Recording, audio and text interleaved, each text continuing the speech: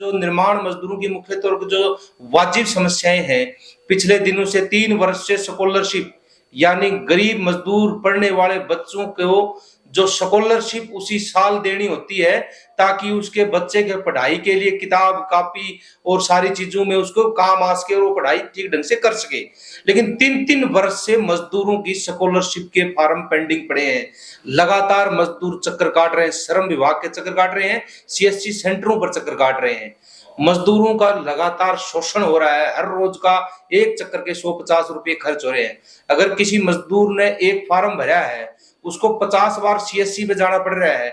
हर बार CSC पे जाता है 500 रुपए खर्च करना पड़ता है, उसके साथ किराया खर्च होता है। यहाँ लेबर डिपार्टमेंट के चक्कर काटने पड़ रहे हैं। यहाँ जिला लेवल पर कोई समाधान नहीं है मजदूरों के, रोजाना उसमें किराया खर्च हो रहा है। जितनी स्कॉलरशिप की सुविधा उसको मिलनी थी, उससे ज्यादा उस मजदूर का किराए के ऊपर खर्च हो चुका है। सरकार तक अवगत कराने के बाद आज तक इस समस्या का समाधान नहीं हुआ है। ऊपर से स्टेट लेवल से आदेश कर दिए कि मजदूरों की 90 दिन की वर्क स्लिप वेरीफाई यहाँ के पंचायत सेक्रेटरी, पटवारी, एलआई और एडी, एडब्ल्यू ये करेंगे। अब हिसार की हम बात करें तो हिसार में एडब्ल्यू ने अभी तक ड्यूटी ज्वाइनिंग कर ली है, लेकिन ड्यूटी के ऊपर एक दिन भी नहीं आया है। ऑनलाइन कहीं और से काम कर रहा है, लेकिन एडब्ल्यू की वर्क स्लिप वेरीफाई मजदूरों की कौन करे? एडब्ल्यू नहीं मिल रहा है। एडी यहाँ का है जो वो मजदूरों की वर्क स्लिप वेरीफाई कर लीजिए, साफ मना कर रहा है। पंचायत सेक्रेटरी साफ मना कर रहे हैं, हम साइन नहीं करेंगे। तो मजदूर वो 90 दिन की वर्क स्लिप वेरीफाई किससे करवाए? जो जहां काम लग रहा है उस वर्क स्लिप पे नियोजक का नाम है, उस नियोजक को साइन करवाने के बाद करवाने की सोचता है तो उसमें ऑप्शन ही बंद कर दिया। अब इन्होंने डिजिटल वर्क स्लिप वेरीफाई का ऑप्शन जो दिया है कि ऑनलाइन वर्क स्लिप वेरीफाई होगी, लेकिन उस वर्क स्लिप को वेरीफाई असलियत में ये है कोई पंचायत सेक्रेटरी या पटवारी, जेई, एसडीओ या लेबर विभाग के विंग के अधिकारी इसको वेरीफाई नहीं कर रहे हैं। मजदूरों को मतलब दर दर की ठोकरें खवाई जा रही है। अगर किसी दलाल के माध्यम से किसी रास्ते से करवाना चाहते हैं तो वही दूसरी तस्वीर दिखाई देती है। वही पंचायत सेक्रेटरी नीचे दलालों के थ्रू साइन करते हुए दिखाई दे रहे हैं और वो साइने भी हो रहे हैं, वो जा भी रही है डिपार्टमेंट के अंदर। एक हिस्सा तो साइन मतलब सीधा मजदूर जा रहा है, कर नहीं रहा है, दलाल के थ्रू जा रहा है, तो कोई कर रहा है, पैसे ले दे के काम हो रहा है।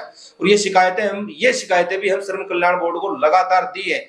झूठे मतलब फर्जी डेथ सर्टिफिकेट बना लाभ प्राप्त कर लिए, एक दिन में सब लाभ उनको मिल गए नकली डॉक्यूमेंट होने के कारण भी। और जो ओरिजिनल डॉक्यूमेंट लगा रखे हैं उनकी 2-2 वर्ष 3-3 वर्ष शादियों को हो गए हैं, बार बार उसको रिजेक्ट किया जा रहा है।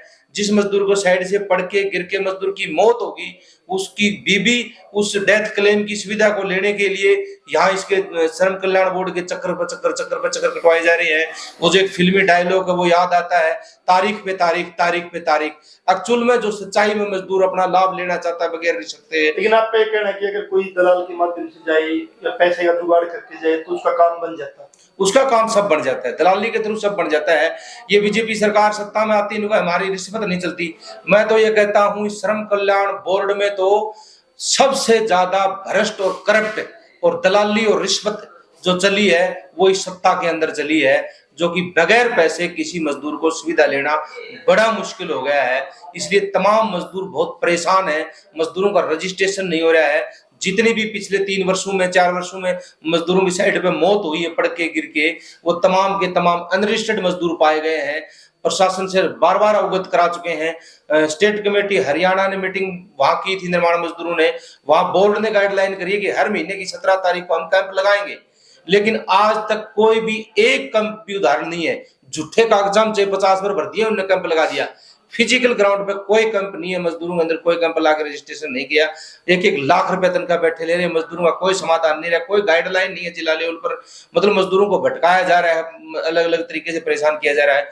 वो तमाम मजदूर परेशान होकर भवन निर्माण कामगार यूनियन जिला कमेटी हिसार के आह्वान पर 18 दिसंबर को तमाम जिला के मजदूर लामबंद होकर बड़ी संख्या में अपना पड़ाव डालने आ रहे हैं हिसार डीसी कार्यालय पर। कबीर छात्रावास राजगढ़ रोड पर यहाँ इकट्ठे होंगे और यहाँ इकट्ठे होकर डीसी कार्यालय का घेराव करेंगे। अगर समस्याओं का समाधान नहीं किया तो निर्माण के मजदूर पड़ाव डालेंगे, यहीं बैठेंगे। जब तक उनकी समस्याओं का समाधान नहीं होगा तब तक तमाम मजदूर यहाँ पड़ाव डाल के बैठेंगे। ये निर्णय मैं लगातार देखता हूँ कि आप जाते रहे हैं आंदोलन में भी और मजदूरों के प्रति, तो ये वर्क स्लिप वाला क्या मसला, किस किस को साइन करने होते हैं और जो अधिकारी है वो क्यों मना करते हैं लगातार साइन करने से? देखिए, गांव स्तर के हम बात करें तो गांव का जो पंचायत सेक्रेटरी, जो पटवारी होता है, गांव के स्तर पर उनको करना होता है। और शहर स्तर के ऊपर किसी भी डिपार्टमेंट का कोई भी अधिकारी हो, चाहे वो जई हो, एक्शन हो, एसडीओ हो, तो उन अधिकारियों को मजदूर की वर्क स्लिप वेरीफाई करनी पड़ती है।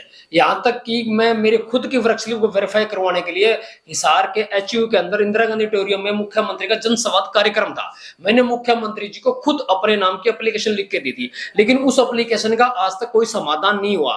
और उसके बाद में मैंने डीसी साहब को लिख के दिया कि पंचायत सेक्रेटरी और पटवारी है, वो मजदूर की वर्क स्लिप है उसको वेरीफाई करने के लिए साफ मना कर रहे हैं। और उसके तो आजाद नगर के अंदर जो बिजली बोर्ड बना है, वहां के जो जई हैं, मैंने उनसे मुलाकात की और उनसे कहा कि जी आपका भी इस डिपार्टमेंट का नाम है बीच में कि आप भी मजदूर की वर्क स्लिप वेरीफाई करोगे। तो उन्होंने तो साफ मना कर दिया कि हम इस कार्य के लिए बाध्य नहीं है। यानी कि जो सीरियल नंबर था उनका 15वां नंबर था, उन्होंने ये साफ कह दिया कि जो 14 को फांसी टूटेगी तो हमारा नंबर तो 15वां है, हम इसके लिए बाध्य नहीं है, हम वर्क स्लिप वेरीफाई नहीं करेंगे। और डीसी साहब को मैंने जो एप्लीकेशन दी थी कि मेरी वर्क स्लिप वेरीफाई नहीं कर रहे हैं, तो आज तक उसका तो कोई समाधान ही नहीं हुआ, वो कार्यालय में ही पड़ी एप्लीकेशन। और मुख्यमंत्री को जनसंवाद कार्यक्रम में जो मैंने एप्लीकेशन दी थी उसका तो आज तक किसी का कोई फोन ही नहीं आया। और जिन अधिकारियों की ड्यूटी लगा रखी है वो सक्षम के माध्यम से डिपार्टमेंट में भर्ती हैं, वो साफ कहते हैं जी शिकायत आपने दर्ज करा दी सीएम विंडो पे डीसी साहब को या जनसंवाद कार्यक्रम में, लेकिन हम उस एप्लीकेशन के ऊपर आपका कोई स्थायी समाधान नहीं कर सकते। आप आइए एप्लीकेशन के ऊपर साइन कीजिए, यानी कि समझौता कीजिए, आपका काम होगा, जबकि काम हो ही नहीं रहा है।